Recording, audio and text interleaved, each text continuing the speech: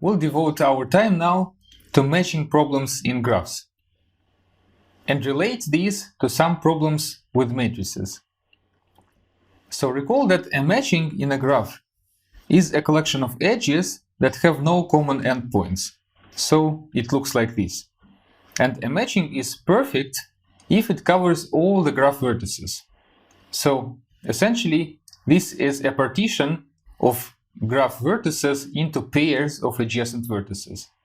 Problems related to matchings are one of the central problems in computer science, and they are highly studied. There are lots of algorithms. They are connected to many things in both theory and practice. And one of the important cases of matchings are matchings in bipartite graphs.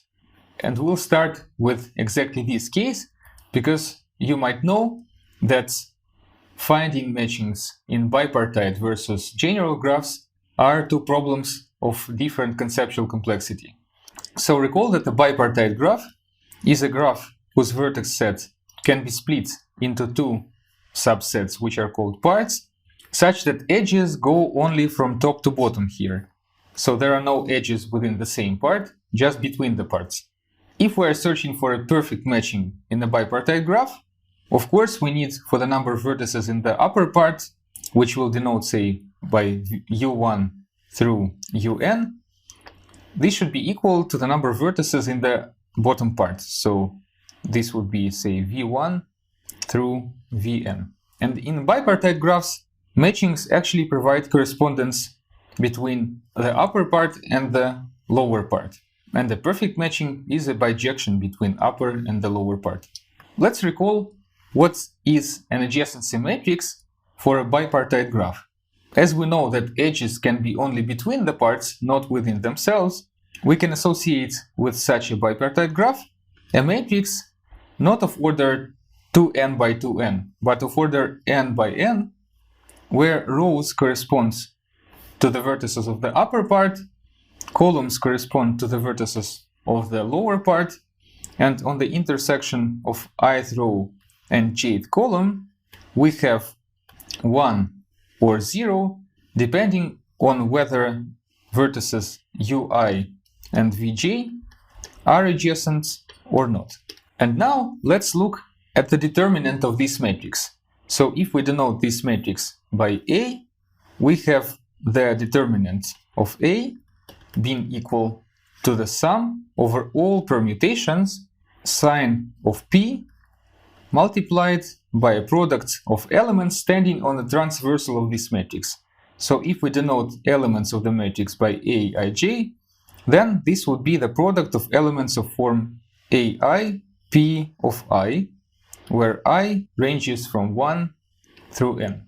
The elements whose product form a single term of this sum stand on the so-called transversal of the matrix.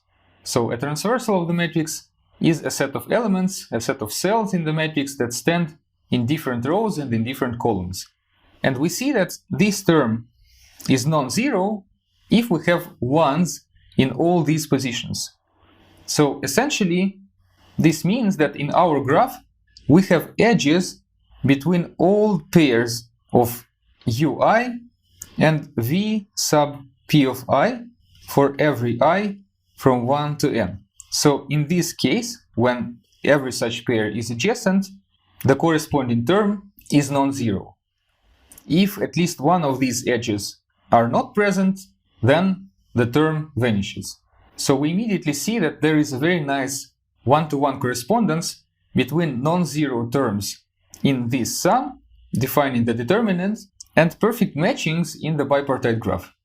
And so, if we compute a determinant of this matrix, and if happens to be non-zero, then for sure there is at least one non-zero term, and it means that there exists a perfect matching in our graph.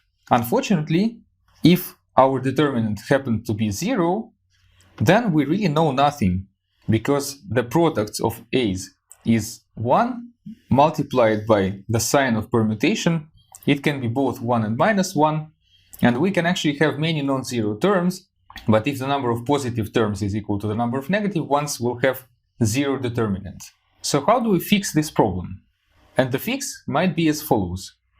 Let's consider not adjacency matrix, but a so-called Edmonds matrix of this bipartite graph. In Edmonds matrix, instead of 1, in case we have an edge between the two vertices, we'll put a formal variable, a formal symbol, xij. And so now, instead of a numeric matrix, this turns into a symbolic matrix. And the determinant of this matrix no longer is a number, now it is a polynomial, because each such thing is a product of variables, well, maybe zeros still somewhere here. We still have the correspondence between non-zero products and perfect matchings in our graph, but now, if this guy is not identical 0 here, then it is a monomial, and this monomial will not vanish because there are no two monomials containing exactly the same subset of variables. And so now, if our determinant, which is now a polynomial, is not identical 0, we see that we have a perfect matching. If it is identical 0, it means there are actually no non-zero terms, and thus our graph does not have a perfect matching.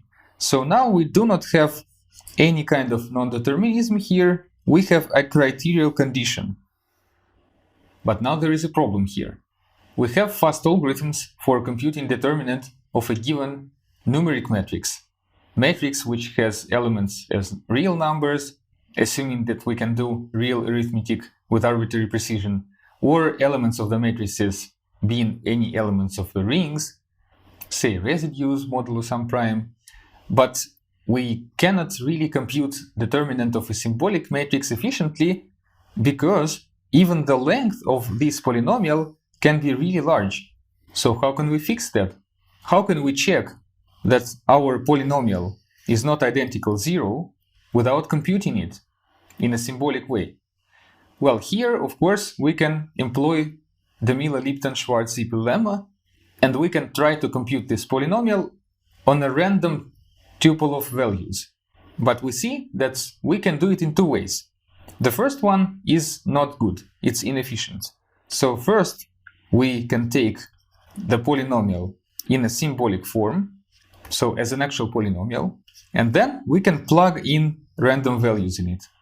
And the second way is to first plug the values into the matrix. So we plug them right in here. We substitute x's with numbers. And then we compute the determinant of a numeric matrix. The result is just the same, because plugging in the values and then computing the determinant gives the same thing as first computing the determinant in all its generality, which is hard, and then plugging in the same set of values. And it's hard to do this guy, but it's quite easy to do this, because for numeric computation of determinants, we have very nice algorithms. So this is what we'll essentially do now. First, we'll build a matrix, which is Edmonds matrix with already plugged random values. So we take a matrix where Aij is 0 if there is no edge between Ui and Vj, and a random value taken from some set S otherwise. On the second step, we compute the determinant of this matrix. And on the third step, we check whether this determinant is 0. And if the determinant is 0, we answer that there is no perfect matching. If the determinant is non-zero, we answer that there exists a perfect matching.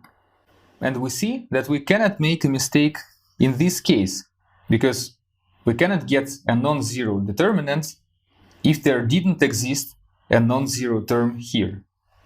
But unfortunately, we can make an error here. But what's the probability of answering negatively, whereas actually our polynomial, our symbolic polynomial, was not identical 0? And to estimate this probability, we employ the Miller-Lipton-Schwarz-Zippel lemma. So this is the probability that the determinant of the Edmonds matrix is equal to 0 on these values, whereas it's not identical 0. Now, what's the degree of this determinant of Edmonds matrix as a polynomial. Each monomial in it has degree n. And in the denominator, in the lemma's bound, we had the cardinality of the set S. So we have this bound due to our lemma. So we can get the error down to any tolerable value either by making this cardinality large enough or by taking it rather moderate, so say taking the cardinality of S, just say 2n, which is the number of vertices in our bipartite graph. And then just repeating the whole triple of steps all over again. So if we iterate this process, and if different iterations have independent generation of these values, then the probability that our graph has a perfect matching, but on all the iterations our determinant will vanish, this probability for m iterations can be bounded by 1/2 to the number of iterations. It gets to 0 exponentially fast, and this is also a decent approach to minimizing the probability of the error. So the takeaway here is that if we have some symbolic expression, which is actually a polynomial, we can take a form of its expression, which is easy to compute. So when it still were a matrix, plug in the values of the variables there, then compute the result numerically, and then we can still use the de Miller-Lipton-Schwarz-Triple lemma to bound the probability that we have bumped into a root of our polynomial. And next we'll see how we can generalize this idea from bipartite graphs to arbitrary graphs, and also how we can actually find a perfect matching in a graph in case if it exists. Because currently we just are able to answer the question of existence of perfect matching. But how do we find one? Well, at least now we have a nice result that if we allow for some probability of an error, which can be made arbitrarily small anyway, the problem of checking for the existence of perfect matching is not harder than computing a determinant of a given numeric matrix.